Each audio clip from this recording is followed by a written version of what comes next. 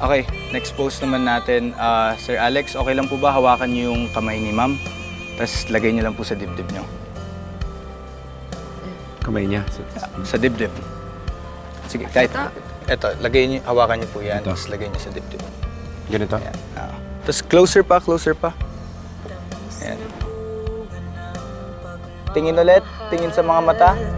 Naiiwan sa nakaraan. Puso ko may pilit na lumalang. Kahit magkalayo tayo. Ito. At ito. Hindi magkakalayo.